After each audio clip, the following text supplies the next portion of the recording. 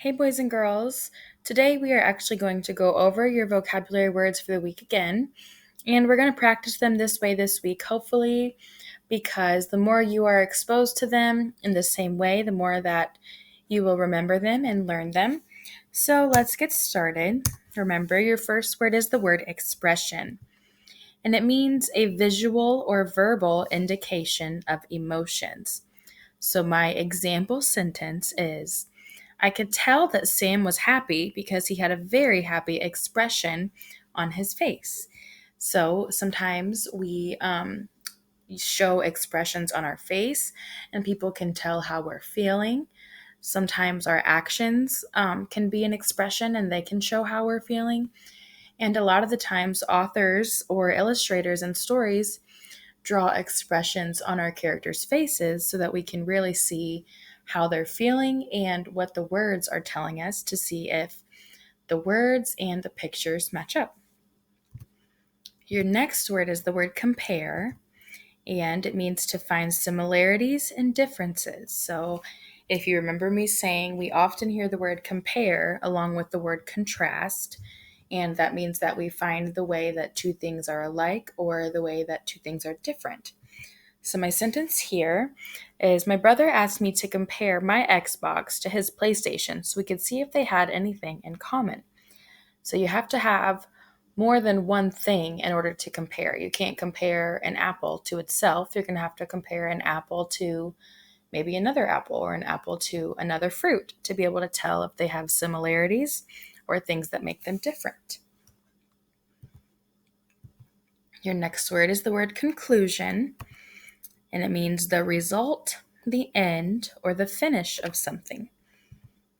My sentence here, I kind of use the example or the definition, the result. So let me read this sentence to you. After we saw the other team was ahead by 8 points with only 2 seconds left in the game, we came to the conclusion that the other team was going to win. So conclusion, it means the result or the end or finish of something.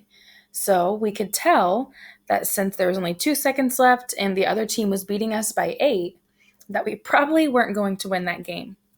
So we came to the conclusion that the other team was going to win. Next word is the word engage. And like I said yesterday, you might think of two people becoming engaged to be married, or that might be the most common way you've heard that word. But in this sense, it means involve or captivate, to be occupied with. So if something is interesting, then you are engaged or it is very engaging. So I always try my best to make lessons that engage your attention. So if my lessons are engaging, it means that you are captivated or you are involved and they're interesting enough for you to give me your attention. That's what it means to be engaged in something, to be occupied with. Next word is the word enhance, and it means to make it better, intensify, or improve.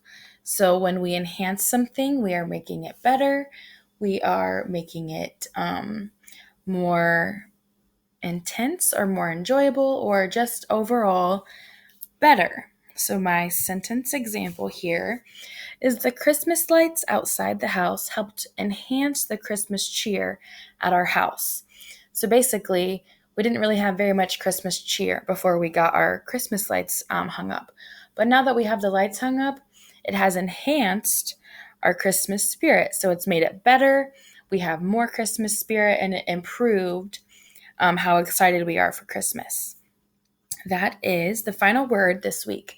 So make sure you get on Spelling City. I will post a video right below this that tell you exactly which two activities that you will be working on today.